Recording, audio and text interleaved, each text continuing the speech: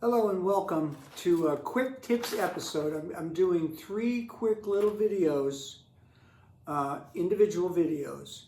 I'm doing this for some students that I'm teaching, but I thought I would just put it out there for anybody who's interested in it. And we're going to talk about learning all the notes on the fretboard, but we're going to break it down into 3 quick tips that I'm going to give you. So we're going to start with tip number 1. So you can eat an elephant a bite at a time. I notice when I hand out, in my classes, I hand out a fretboard with all the notes on it, people's eyes just glaze over and they go, I'm never going to get this. Don't forget there's only 12 notes in music, okay, on that whole fretboard, and every string has all 12 of them. But what we're going to do today is we're just going to learn the notes on the first 4 frets on all the strings, okay? The materials will be down in the description. There's just one little material on there that shows you what those notes are and a description on what the difference is between sharps and flats, okay? So what I'm going to recommend that we do is we're going to, first of all, this is in standard tuning. So when you're in standard tuning, you have an E, and then 4 notes higher than an E, you have an A as the next string. And 4 notes higher than that is a D. And 4 notes higher than that is a G. And then it's only 3 notes higher to get to the B. And then we're back to 4-note tuning up to the E, okay?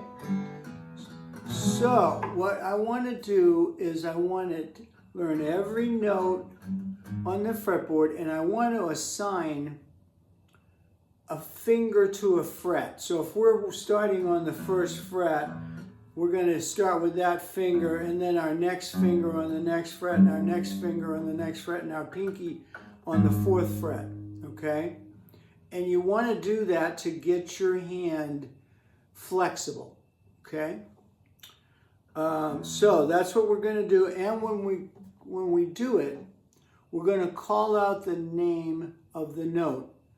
And on the way up, we're going to use sharps. On the way back, we're going to use flats. Okay? There's sharp keys and flat keys, and that would really determine whether you call something a sharp or a flat. But just for this learning the fretboard, I think it's easier to go up in sharps and come back down in flats. A sharp and a flat can be exactly the same note, okay? So, if this is an E, okay, the first thing we're going to come across is an F. Because there's no space, there's no whole step between an E and an F. You'll see as we go along. Okay, so it's E, F, F sharp, G, G sharp, A sharp, B, C. No, there's no whole step between a B and a C, just like an E and an F. Okay, so we're at C.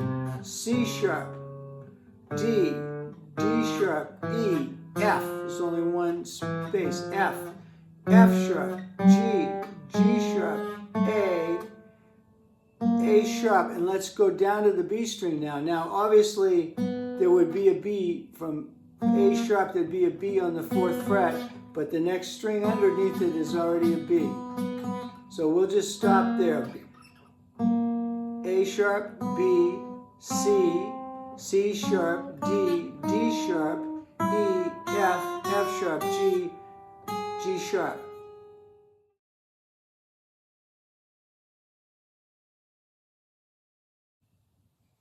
Let's count back from the bottom again. So let's count back using flats now. So we came up to the 5th fret because that's an A. We'll just start there so it's simpler. A flat, G, G flat, F, E flat, D, D flat, C, B flat, A flat, G flat, F, E, E flat, D, D flat, C, B, B flat, A flat, G, G flat, F, E. After a while, you'll be able to breeze up and down those, but I'm just taking my time so you get that message.